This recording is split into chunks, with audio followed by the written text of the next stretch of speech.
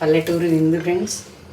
ఇవాళ రెసిపీలో మనము మెంతులతో హెల్తీగా పప్పు ఎలా చేసుకోవాలో త్వరగా చూద్దామండి. అలాగే గెస్ట్లు వచ్చినప్పుడు మన ఇంట్లో వెజిటబుల్స్ ఏమైనా లేనప్పుడు త్వరగా కావాలి అంటే ఈ పప్పు త్వరగా చేసేసుకోవచ్చండి. ఈ మెంతులు కూడా మనకు హెల్తీ కూడా, డైలీ ఇన్ని తింటే కూడా మన కూరల్లో ఈ మాత్రం వేసుకున్నా కూడా హెల్త్కి మంచిదే.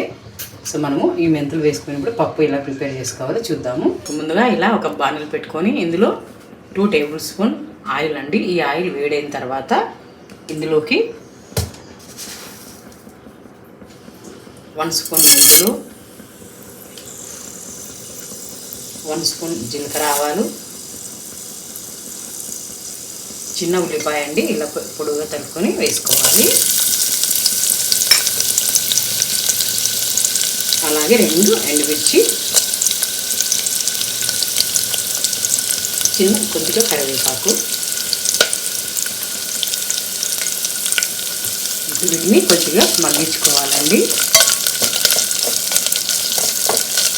ఉల్లిపాయ ముక్కలండి ఇలా మగ్గిన తర్వాత ఇందులోకి 1 కప్పు కందిపప్పు వేసుకోవాలండి. ఇప్పుడు ఈ కందిపప్పు కూడా కాసేపు కొంచెం మంచి స్మెల్ వచ్చే వరకు ఇలా ఒక 2 నిమిషాలు కలుపుకోవాలి. బాగా మంచి స్మెల్ వస్తుందండి. అప్పుడు పప్పు టేస్ట్ కూడా చాలా బాగుంటుంది. కందిపప్పును కూడా కొంచెం లైట్గా వేసుకున్న తర్వాత ఇందులోకి వాటర్ వేసుకోవాలి.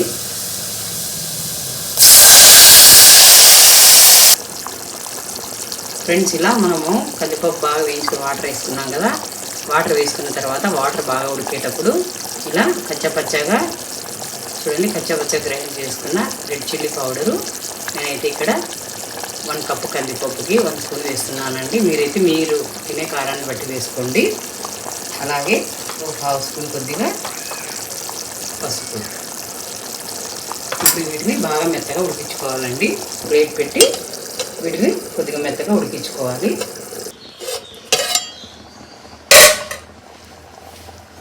పప్పు ఉడికిపోయిందండి. ఇలా 80% పప్పు ఉడికించుకున్న తర్వాత ఇందులోకి కొద్దిగా చింతపండు.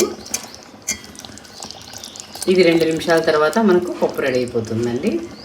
ఒక 2 నిమిషాలు ప్లేట్ పెట్టేసుకోవాలి. ఉడికిపోయిందండి, చూసారా? ఇలా మెత్తగా ఉడికించుకోవాలి. దీనికి మళ్ళీ సెకండ్ టైం పోపు అవసరం లేదండి. ఫస్టే పోపు పెట్టేసినాం కదండి మనము. ఇప్పుడు మనం పప్పు కట్ట తీసుకొని పప్పుని మెత్తగా వేసుకున్నాము. ఒకవేళ మరింత టేస్ట్గా కావాలి, కొంచెం ఆయిల్ ఎక్కువైనా పర్వాలేదు అనుకుంటే మరి ఇప్పుడు సెకండ్ టైం కూడా పోపు పెట్టుకోవచ్చు. నేనైతే ఈ పోపు పెట్టానండి. ఈ పప్పు గుద్దుతో మెత్తగా మెత్తేస్తాను. పప్పు కట్టతో మెత్తగా వేసుకుందాము.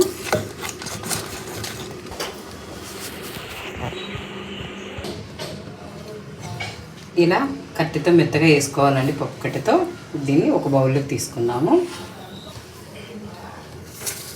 ఇలా ఒక బౌల్లోకి తీసేసుకొని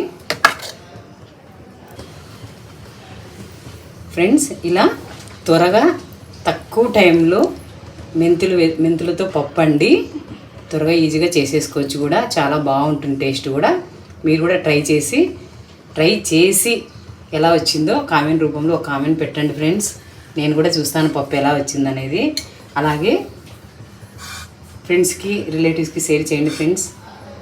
మన ఛానల్ ఇంతవరకు ఎవరైనా సబ్స్క్రైబ్ చేసుకొని వాళ్ళు ఉంటే ఛానల్ సబ్స్క్రైబ్ చేసుకోండి friends. Thank you friends. Thank you for watching.